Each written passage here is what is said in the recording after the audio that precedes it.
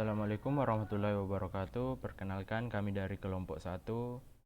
Tujuan dari dibuatnya video ini untuk memenuhi tugas dari mata kuliah komunikasi data.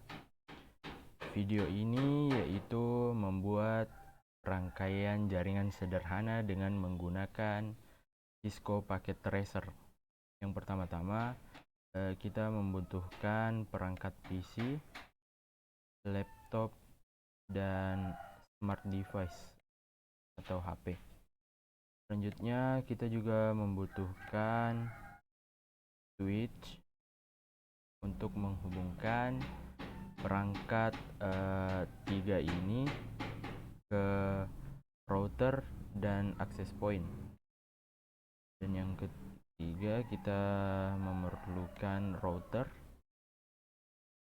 Selanjutnya kita memerlukan switch untuk access point maksud saya.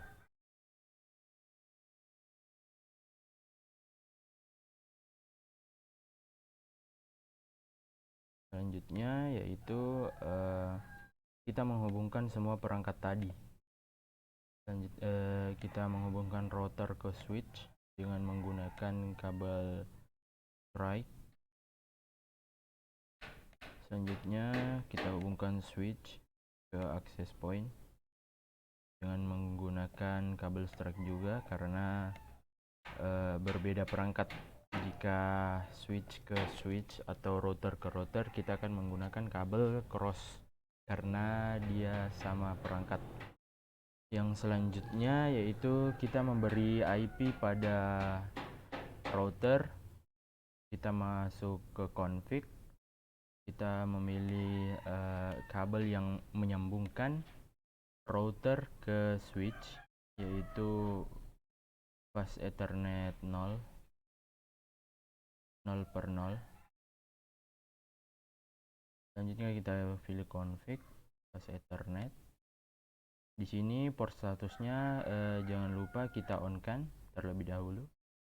Selanjutnya kita memberikan IP pada router yaitu 192.168.10.1 dan subnet maxnya 255.25. Selanjutnya kita pergi ke CLI untuk men-setting IP DHCP agar perangkat tiga ini dapat terhubung tanpa disetting IP-nya terlebih dahulu. Langsung mendapat IP dari router. Kita masuk ke CLI. Setelah itu kita ketikkan IP DHCP full. Ini kita kasih kelompok 1.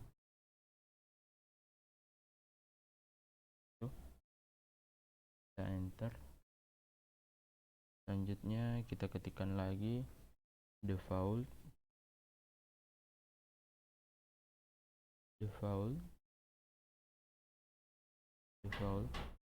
garis router, lalu kita ketikkan IP tadi 92.168.10.1. Selanjutnya kita masukkan perintah network. Kita masukkan IP lagi 92.168.10.0. Di sini kita titik 0 karena default dari IP router tadi yaitu dia memakai 1. Jadi di sini kita kasihkan 0 saja. Selanjutnya gateway-nya 255.0. Enter. Setelah itu kita masukkan DNS servernya. Perintah seperti ini, DNS server. DNS sendiri bisa kita samakan bagian di atas sini tadi. Kita bisa samakan atau kita bisa memakai DNS default dari Google. Kita ketikkan seperti tadi DNS garis server. Untuk default DNS dari Google yaitu 8.8.8.8. Setelah itu kita langsung exit.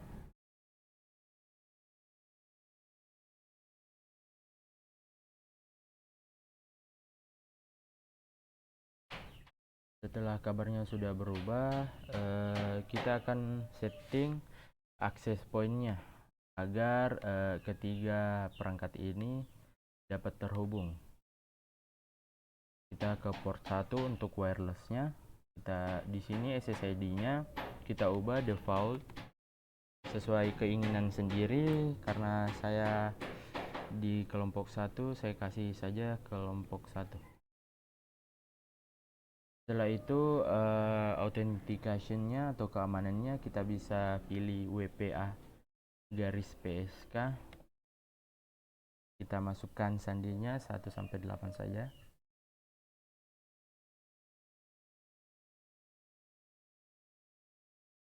Setelah itu kita langsung close.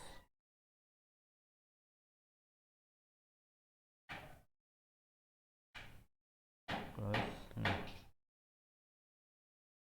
pertama-tama jika ingin menghubungkan access point ke PC, kita perlu ubah dulu LAN card-nya. Kita ganti LAN card-nya.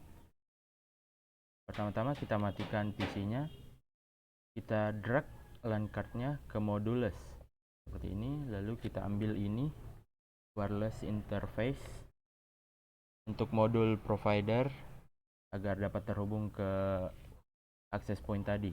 Setelah itu, setelah kita drag ke sini, lalu kita nyalakan PC. Setelah itu, setelah kita ubah, langsung kita hubungkan ke, kita pilih desktop, PC wireless, klik connect, kita refresh. Ada kelompok 1, kita klik connect. Kita masukkan sandi 1 sampai 8.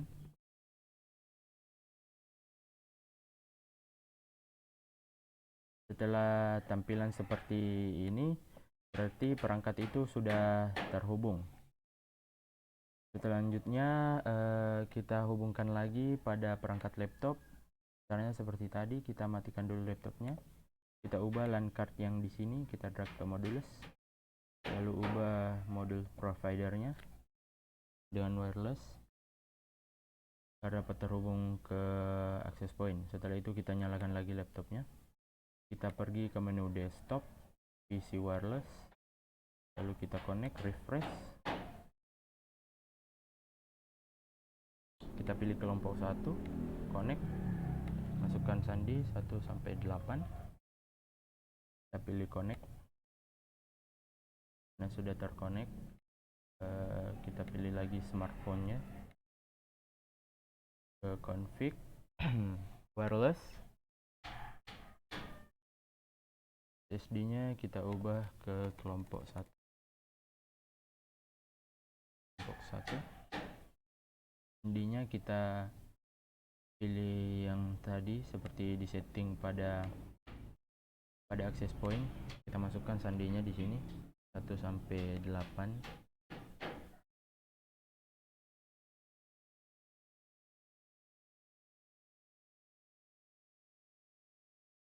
Kita tunggu sampai terconnect. Nah, setelah terconnect semua, kita sudah menyelesaikan pembuatan rangkaian jaringan sederhana dengan menggunakan access point dengan 3 klien.